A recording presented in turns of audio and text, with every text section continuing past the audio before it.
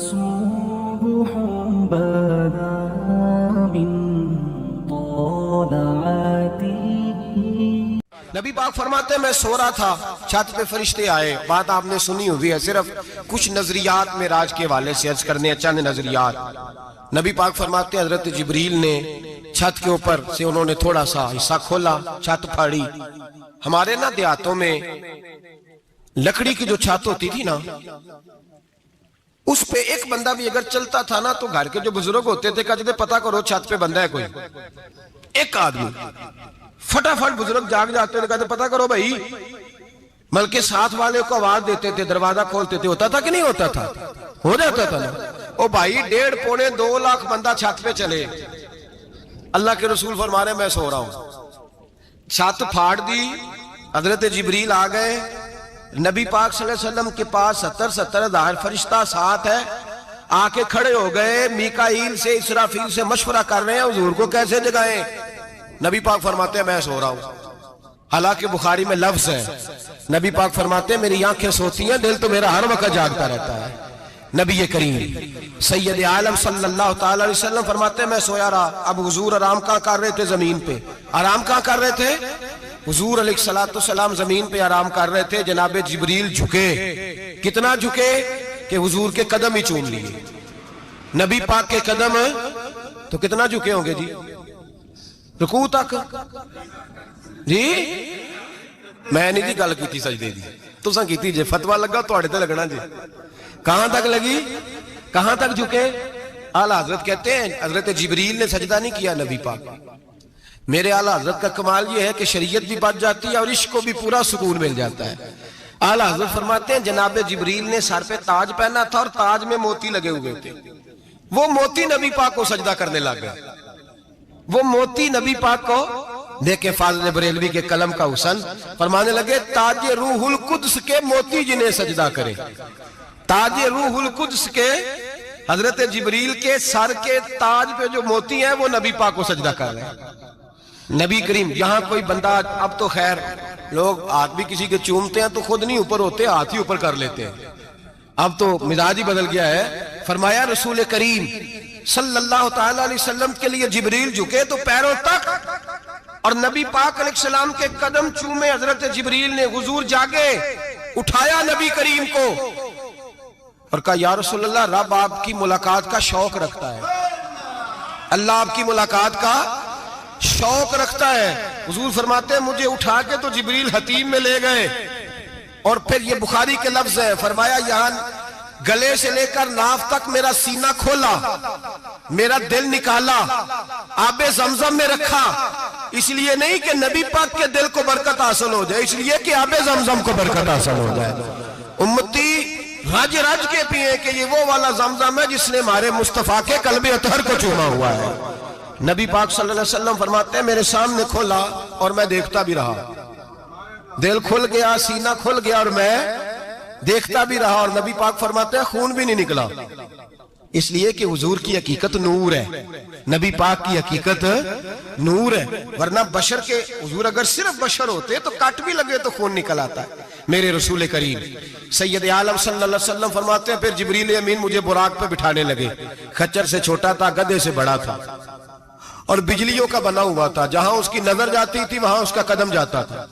نبی کریم فرماتے ہیں مجھے بٹھانے لگے تو میں رک گیا. میں نے کہا میں نہیں بیٹھتا. یا رسول اللہ کیا ہوا؟ فرمایا اللہ فرماتا ہے یوم نسوق المجرمین الی جہنم وردا. جب آپ کے امتی نکلیں گے قبروں سے تو ڈنڈے مار مار کے لے جائے جائیں گے.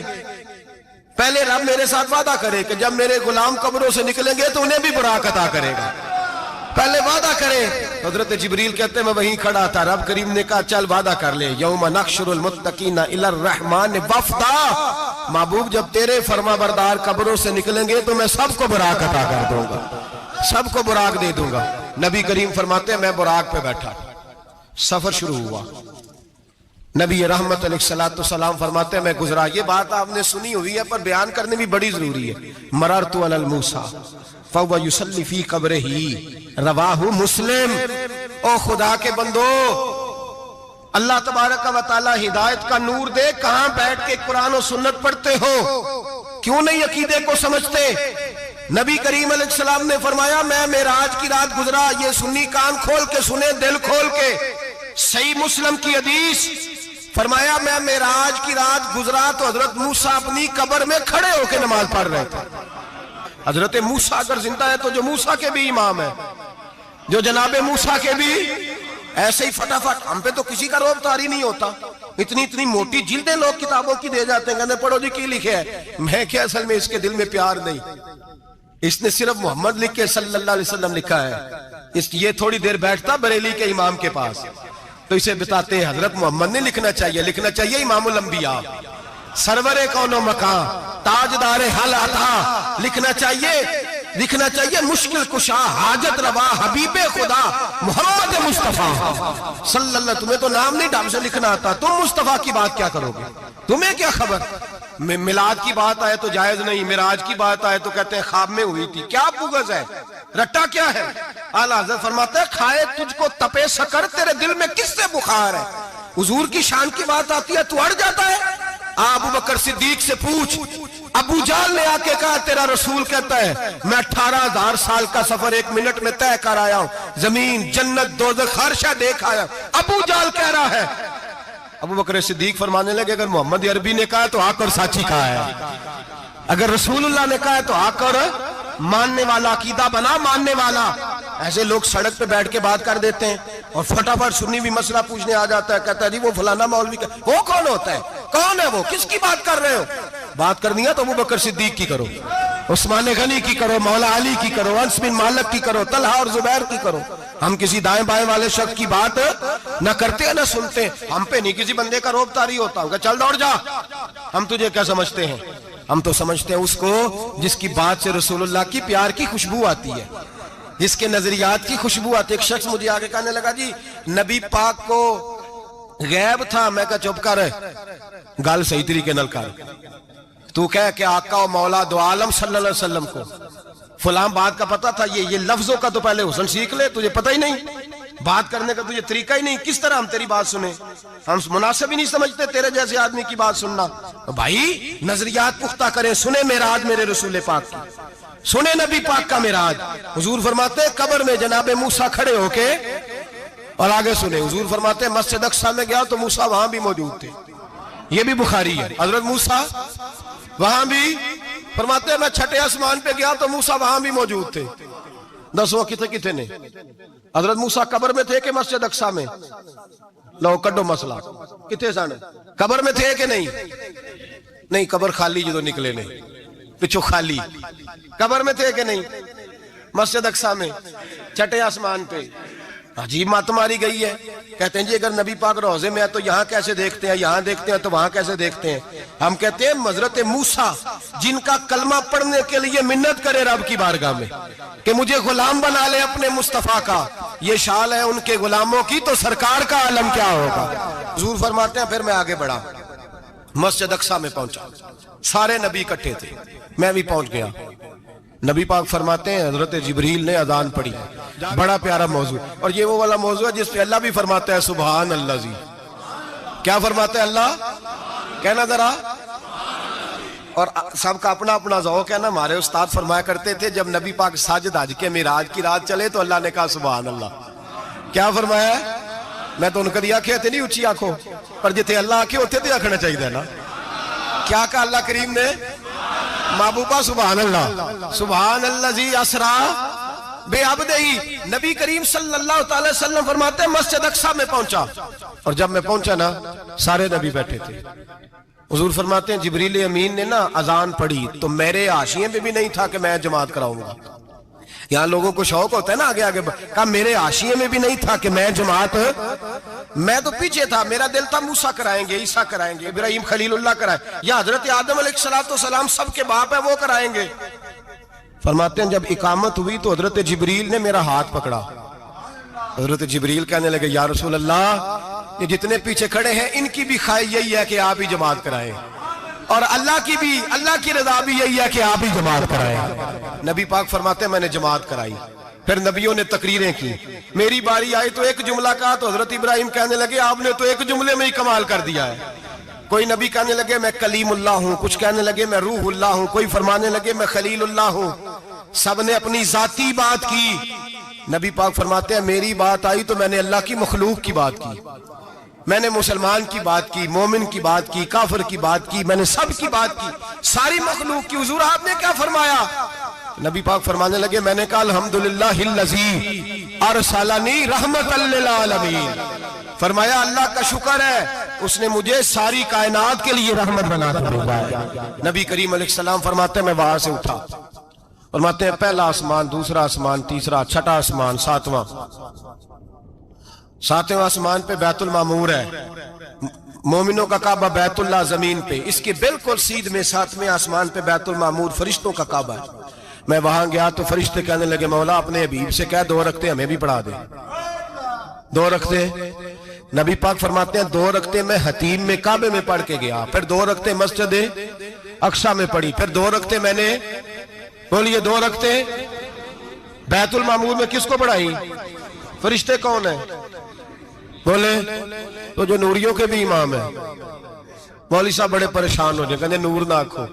میں کہا نیریا تینوں کی تکلیف ہوندی ہے, تیرے اندر بھاری اندھیرا ہے, کیا تکلیف ہوتی ہے تجھے نور حضور کو کہنے میں؟ کس چکر میں تو الجھ گیا ہے؟ جس نے ساری کائنات کو نور دے دیا اس کو نور نہ کہے, جس کی برکت سے اللہ ہر ایک والا. حضرت فرماتے ہیں لا مکان تک اجالا ہے جس کا وہ ہے, ہر مکان کا اجالا ہمارا, ہر مکان کا اجالا.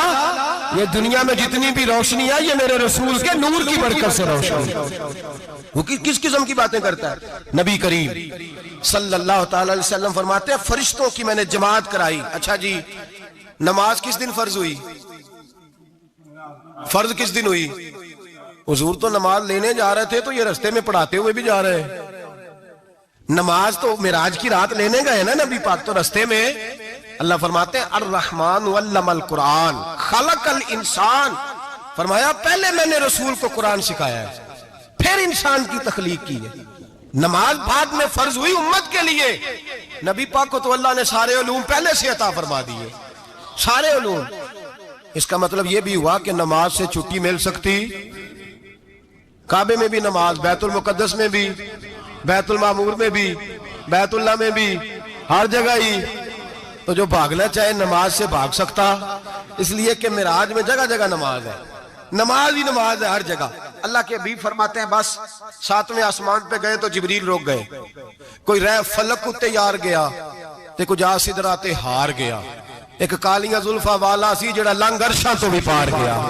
نبی پاک فرماتے ہیں جبریل ٹھہر گئے, میں نے کہا چل, کہنے لگے یا رسول اللہ آگے گیا تو میرے پر جل جائیں گے.